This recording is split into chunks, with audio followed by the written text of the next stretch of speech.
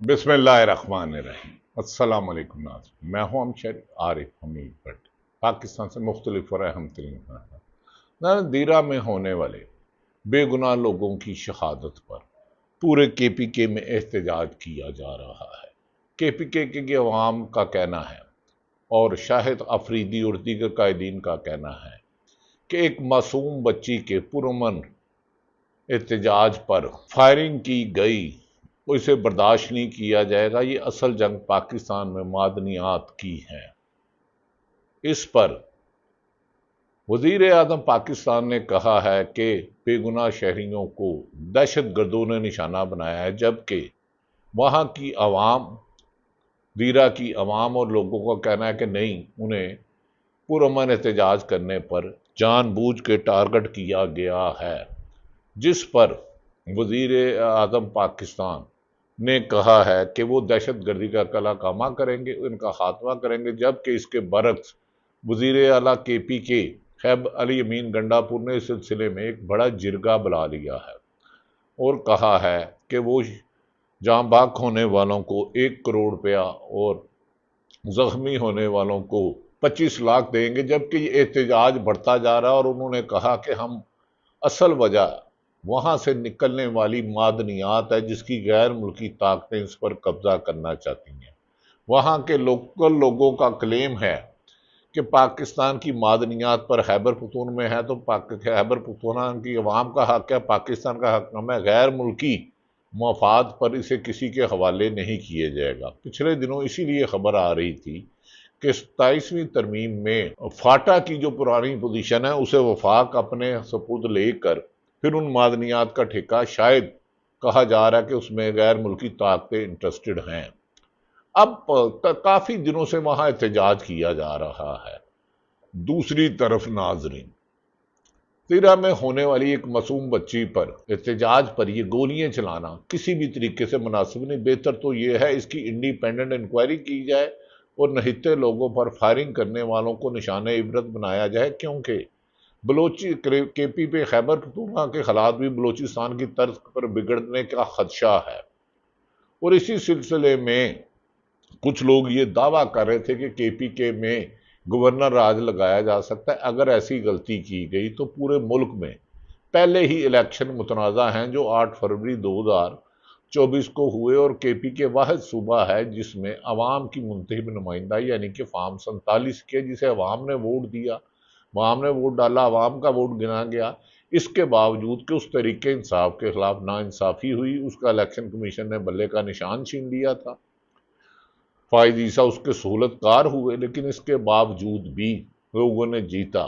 دوسری طرف 5 اگست کو بانی پی ٹی عمران خان نے کہا ہر حال میں نہ صرف پورے پاکستان میں احتجاج ہوگا، اس سلسلے میں چاروں صوبوں کے ہر شہر میں کم و بیشتر ریلیاں نکالی جا رہی ہے، اور اس کے علاوہ درجنوں ممالک میں پاکستان طریقے انصاف احتجاج کی حکمت عملی بنا رہی ہے۔ اور بانی پی ٹی آئی نے کہا ہے کہ ہمیں کسی بھی قیمت پر کنٹرول نہیں کیا جا سکتا، ہم اپنا امن اور حق لیں گے، انہیں نیا الیکشن کرانا ہوگا۔ دوسری طرف موجودہ حکمران کو طول دینے کے لیے جن کی معاشی ناکامیوں کی ایک طویل داستان ہے، ملک میں بد امنی پھیل چکی ہے، ٹیکس کلیکشن میں واضح کمی ہے، قرضوں میں اضافہ ہوتا جا رہا ہے، بیڈ گورنرز اور بڑھتی ہوئی کرپشن کی وجہ سے اس وقت سارا وزن حکومت اپنی طاقت طریقے انصاف کو مائنس کرتے کرتے اپنی سیاست کا خاتمہ کر چکی ہے، لیکن طریقے انصاف روز روشن کی طرح واضح جماعت ہے۔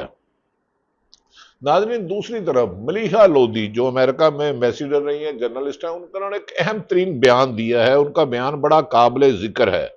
ملیحہ لودھی نے کہا پاکستان نے امریکی سینٹ کے کورم کے سربراہ جنرل گوریلا کو نشان امتیاز ملٹری سے نواز دیا ہے۔ جنرل گوریلا کو ان کی خدمات، شاندار خدمات پر پاکستان اور امریکہ کے درمیان فوجی تعاون کے فروغ کو کلیدی کردار کے اعتراف میں نشان دیا گیا ہے۔ اس پر ملیحہ لودھی نے واشگاف لفظوں میں اپنی رائے کا اظہار کیا ہے جو ہمارے حکمرانوں کو سوچنا ہوگا۔ ملیحہ لودھی کہتی ہیں آپ کو شاید علم ہی نہیں کہ یہ اسرائیل جو جنرل کوریلا ہے اسرائیل کے پسندیدہ امریکی جنرل ہیں اور امریکی فوج میں سب سے زیادہ اسرائیل نواز یعنی کہ پرو اسرائیل نواز سمجھے جاتے ہیں۔ امریکی میڈیا انہیں غزہ پر اسرائیل کی جنگ میں فوجی مدد کی نگرانی کرنے کا کریڈٹ بھی دیتا ہے اور وہ ایران پر حملے اسرائیل پر حملے کی بھی حامی رہے ہیں۔ ناظرین، دوسری طرف بڑی خبر، پاکستان میں ہزاروں لاکھوں لوگ عقیدت مند زائرین ایران اور عراق میں زیارتوں کے لیے بلوچستان کے راستے جاتے تھے مسافروں پر، اور اس پر لوگوں کو اتار کر شہید کیا جاتا تھا۔ حکومت بجائے یہ کہ بلوچستان میں امن قائم کرتے، دہشت گردوں کا خاتمہ کرتے، BLA کا خاتمہ کرتے، لیکن انہوں نے زمینی راستہ ہی وزیر داخلہ محسن نقوی صاحب نے ختم کر دیا۔ انہوں نے کہا آج کے بعد پاکستان سے ایران اور عراق زیارتوں کے لیے جانا زمینی راستہ بند کر دیا گیا، صرف فضائی راستہ استعمال کیا جائے گا، اور بہت سارے ایسے مستحق لوگ ہیں جو اس پوزیشن میں نہیں کہ اتنی قیمتی پیسے ادا کر سکیں۔ یہ ایک حکومت کا اعتراف ہے کہ وہ ایک پورے صوبے میں امن قائم کرنے میں ناکام ہوئی ہے۔ اسی طرح بلوچستان میں بھی KPK میں بھی حالات بہت زیادہ خراب ہے۔ رات کو بنو ہو یا دیگر افغانستان سے ملکہ علاقوں پہ وہاں گشت لیا جاتا ہے اور خود وزیر داخلہ کہتے ہیں ایک آدمی وہاں بتا دیتا ہے۔ اس کا مطلب ہے 2 صوبے حکومت کی گرفت سے نکل گئے، جبکہ پنجاب میں اختلافی آوازوں کو ختم کرنے کے لیے جبر اور فسادیت کی ایسی داستانیں آ چکی ہیں کہ انسان لرز اٹھتا ہے، آسمان بھی کانپ اٹھتا ہے۔ پنجاب میں بڑھتی ہوئی کرپشن، ڈیولپمنٹ پروجیکٹ میں اربوں روپے کی مبینہ کرپشن کی شکایات زبان زد عام ہے، لیکن حکومت کا ایک ہی طریقہ ہے کہ طریقہ انصاف کو اقتدار میں نہیں آنے دینا، ان کو ان کا جمہوری حق پرامن نہیں دینا۔ چند روز قبل سرگودے میں احمد خان بچڑ جو پاکستان تحریک انصاف اپوزیشن پنجاب اسمبلی کے اپوزیشن لیڈر تھے، انہیں 10 سال سزا سنائی گئی۔ پھر یاسمین رازا 74 سالہ، عمر چیمہ، اعجاز چودھری سینیٹر، محمود رشید اور دیگر کو اسی طرح 3 دن پہلے رات کے اندھیرے میں پوری رات کیس چلا کر فیصلہ آباد میں فیصلہ محفوظ کر لیا گیا۔ اس میں بھی تحریک انصاف کے کئی لوگوں کو خبریں ہیں کہ 10 سال کی سزا دی جا سکتی ہے۔ لگتا ہے کہ حکومت نے سوچ لیا ہے کہ تحریک انصاف کی وجود ختم کرنا ہے، لیکن عوام ہے کہ اس کی اکثریت اور ہر سروے میں عمران خان کی مقبولیت اس حد تک ہو گئی ہے کہ اگر آج الیکشن جاتے ہیں تو شاید پیپلز پارٹی اب 10 نون لیگ 10 سیٹیں بھی نہ لے سکے۔ طارق بشیر چیمہ جو خود کاف لیگ کے ہیں، انہوں نے بھی کہا کہ یہ زیادتی ہے کہ الیکشن میں تحریک انصاف جیتی تھی اور ہارنے والوں کو جنہوں نے 7-8 ہزار ووٹ دیے انہیں اقتدار دینا اور وزیر بنانا ملک کے ساتھ زیادتی ہے۔ خود مسلم لیگ نون یہ اعتراف کر چکی ہے، وہ الیکشن ہار چکے تھے اور تحریک انصاف جیتی ہے۔ اگر چوری کی سائیکل نہیں چل سکتی، چوری کی دکان نہیں چل سکتی، تو چوری کی حکومت کیسے چل سکتی ہے؟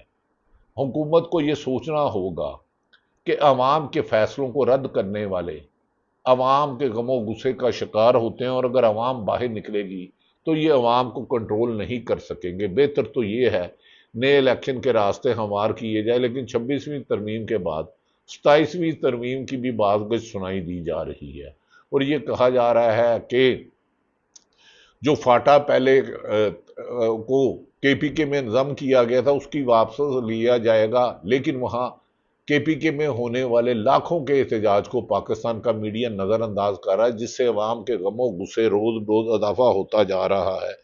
ناظرین، اسی سلسلے میں جو حکومت زیادتیاں کر رہی ہیں، تحریک انصاف کے لیڈرشپ کو پہلے فارم 47 سے الیکشن ہرایا، پھر عمران خان نے لاکھوں لوگوں کے جلوس نکالے جس میں نہ پتا ٹوٹا، نہ گملہ ٹوٹا، نہ پتھر چلا، لیکن الیکشن جیتنے کے باوجود بھی، نشان چھیننے کے باوجود بھی، جسے الیکشن کمیشن نے نشان چھینا، فائد عیسیٰ نے چھینا، کامیابی کے بعد اقتدار بھی نہیں دیا گیا۔ اب ان پر 9 مئی کے نام پر سزائیں سنانے کا سلسلہ تیز کر دیا گیا، اور کہا جا رہا ہے کہ کم و بیشتر 25 سے زیادہ سیٹیں پنجاب میں خالی کر کے ہر حال میں جعل سازی سے الیکشن جتایا جائے گا. پہلے ہی سینٹ میں 2/3 اکثریت دے دی گئی ہے ان کو. جو سیٹیں ہار گئی تھی، آئینی عدالت کا فیصلہ بھی ایک سیاہ فیصلہ ہے جس میں انہوں نے کہا ہے کہ محسوس ہسٹری جسے عوام نے ریجیکٹ کیا ہے انہیں دے دی جائیں. مراد سعید نے کے پی کے حالات پر کہا ہے کہ 5 ماہ قبل خیبر پختونخوا، تیرا اور شمالی وزیرستان میں آپریشن کا فیصلہ ہو چکا ہے. سوالیہ نشان ان کا ہو چکا ہے جس کا صوبائی حکومت اپنے صوبے کے حالات اور عمران خان کی پالیسی کے مطابق اجازت نہیں دے رہی. لہذا اس مقصد کے حصول کے لیے اگلے ایک آدھے ماہ میں اراکین اسمبلی کو نہل کر کے حکومت تبدیل کرنے کا فیصلہ کیا گیا ہے. کیا علی امین کو ختم کر کے ایک واحد عوامی حکومت چاروں صوبوں میں ختم کر کے امن قائم کیا جا سکتا ہے؟ یہ ممکن ہی نہیں لگتا. خیبر پختونخوا کی حالات پر اور تیر میں ہونے والی شخاتوں پر جنید اکبر جو تحریک انصاف خیبر پختونخوا کے صدر ہیں، جنہیں علی امین گنڈاپور کا تعاون بھی نہیں لیکن عوام ان کے ساتھ ہے، عوام کا ایک جمع غفیر ان کے ساتھ ہے، جنہیں نکلنے پر دہشت گردی، اغوا اور دیگر انہوں نے کہا سوچیے اور غور کیجیے کہ ریاست کے اس فیل سے دہشت گردی میں کمی آئے گی یا بڑھے گی. کیا حکمرانوں کو کوئی احساس ہے کہ پشتون بیلٹ اور ریاست کے درمیان دوریاں کس حد تک بڑھ رہی ہیں؟ ملکی مفاد میں فیصلے کرنے ہوں گے. ناظرین، اس پر سینئر صحافی مبشر زیدی نے کہا پاکستان میڈیا اور یوٹیوبرز تیرا واقعہ پر مکمل خاموش ہیں اور یہ پڑی ہے آزاد صحافت جو بے گناہ پاکستانی مظاہرین کے ناحق قتل اور چپ ہے. صوبائی حکومت کو فوری اس واقعہ کے بارے میں بیان دینا چاہیے کہ اصل حقائق کس فائرنگ سے مری، جبکہ وزیر اعظم کہہ چکے ہیں، جبکہ تحریک مسلم لیگ نون کے خود وزیر کہہ چکے ہیں کہ وہ الیکشن ہار گئے تھے. ان کے ساری عمر ایم این اے رہنے والے عابد رضا گوٹرا جو غالباً گجرات سے ہے، انہوں نے کہا الیکشن میں نون لیگ ہاری ہے. الیکشن 8 فروری 2024 کو الیکشن نہیں، مسلم لیگ نون الیکشن ہاری ہے تو اقتدار پی ٹی آئی کو منتقل ہونا چاہیے تھا. پی ٹی آئی کا اقتدار 7-8 ہزار ووٹ لینے والوں کو دے کر انہیں وفاقی وزیر بنایا گیا. کسی صوبے کا وزیر بنانا ظلم و جبر ہے. غالباً یہ چودھری پرویز الہی کے بیٹے سالک کی طرف اشارہ کر رہے ہیں جو 1 لاکھ ووٹوں سے ہارے تھے. اگر ایسے لوگوں کو ہارنا ہے، جلانا ہے، تو پھر یہ کارتے نہیں وسنا، اسے تبدیل کرنی ہوگی. ناظرین، دوسری طرف صورتحال خراب ہوتی جا رہی ہے. پنجاب میں کرپشن کی زبان زدے عام ہیں اور یہ ملک میں عمران خان کو جیل میں رکھنے کے لیے طاقت کا ہر جائز نجائز حربہ استعمال کیا جا رہا ہے، جس کی وجہ سے عوام کا پارہ دن بہ دن چڑھتا جا رہا ہے، جو حکومت کے لیے الارمنگ بن چکا ہے. ناظرین، یہ صورتحال اگر ایسی ہی رہی تو اس صورتحال پر نواز شریف کے سابق ساتھی مفتاح اسماعیل جو وزیر خزانہ رہے ہیں، انہوں نے کہا آپ کتنے ہی تابع دار ہوں، خدمت گزار ہوں، لیکن اگر آپ کی کارکردگی صفر ہے اور عوام میں آپ کی مقبولیت بالکل نہیں ہے تو آپ کب تک برداشت کیے جائیں گے؟ لیکن آپ کو لانے والے ہی آپ کو دھکا دے کے گھر بھیجیں گے. یہ مفتاح اسماعیل صاحب نے کہا ہے. ناظرین، جس پر مونس الہی نے کہا ہے اپنے ٹویٹ پروگرام سے سیاست.com نے کہا جو پرویز الہی کے صاحبزادے ہیں سابق وزیر اعلیٰ کے، ان کی والدہ نے جو جدوجہد کی ہے وہ تاریخ میں سنہری حرفوں میں لکھی جائے گی. مونس الہی نے کہا ہے کارکردگی کے ریڈار پر موشن سپیڈ کی مجموعی رفتار کرکٹ 0، اسلام آباد میں 9 تعمیر شدہ سڑکوں، انڈر پاسز اور پلوں کی پائیداری 0، ملک میں دہشت گردی اور جرائم میں کنٹرول 0. مونس الہی نے یہ کیا. میرا خیال ہے حکومت کو ہوش کے ناخن لینے چاہیے. دوسری طرف ناظرین، چند روز قبل صدر پاکستان کی تبدیلی کی خبریں آئی تھی جس پر حکومت نے تردید کی، لیکن ذمہ دار ذرائع کہہ رہے تھے اس پر ڈسکشن ہوئی ہے، فیصلہ نہیں. لیکن حکومت کے نہایت ہی قریب رہنے والے جو پیپلز پارٹی کے قریب ہیں، نواز شریف، سینئر صحافی سہیل وڑیچ صاحب نے ان کا سیاست.com نے کلپ لگایا ہے جو لمحہ فکریہ ہے. اگر یہ سوچ لیں تو اس پہ کئی مسائل کا حل ہے. انہوں نے واشگاف لفظوں میں کہا ہے کہ فیصلہ کن طاقتور بھی سویلین صدر اور سویلین کابینہ سے بہت زیادہ خوش نہیں ہیں، مگر سمجھتے ہیں کہ سویلین سیٹ اپ چلانا اور انہیں ساتھ لے کر اجتماعی فیصلہ کرنا ہی ریاست کی لیے بہتری راستہ ہے۔ صدر کو سائیڈ لائن کرنے اور سویلین حکومت میں کیڑے نکالنے کا عمل شروع ہو چکا تھا، شکر سیل بڑھے کا عمل جو ہو چکا تھا، مگر اب وقتی طور پر اس نظریے کی جیت ہوئی ہے کہ جو نظام کو چلانے کا حامی ہے۔